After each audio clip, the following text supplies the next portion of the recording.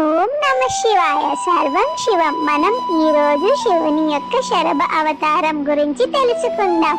పూర్వం భక్త ప్రహ్లాదుని రక్షించడం కోసం శ్రీ మహావిష్ణువు సగం సింహం సగం మనిషి రూపం అంటే నరసింహ అవతారం ఎత్తి హిరణ్యకశిపుడిని సంహరించాడు.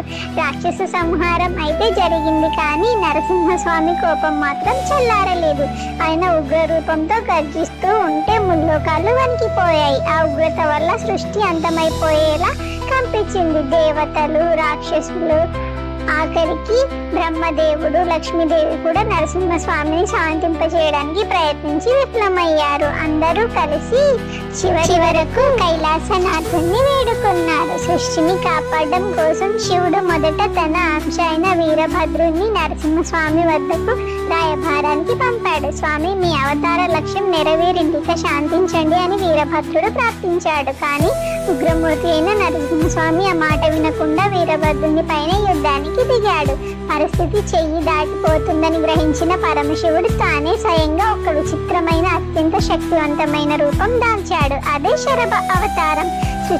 ఆ రూపం ఎలా ఉందంటే పక్షి, సింహం, మనిషి కలయికతో ఉన్న ఒక దివ్య రూపం. బంగారు రంగులో మెరిసిపోయే 2 పెద్ద రెక్కలు, 8 కాళ్ళు, సింహం లాంటి గోళ్ళు, పక్షి లాంటి ముక్కు, నొసటిపై 3వ కన్ను. అభయంకరమైన శక్తివంతమైన రూపం. శివుడు నరసింహస్వామి ముందు ప్రత్యక్షమయ్యాడు.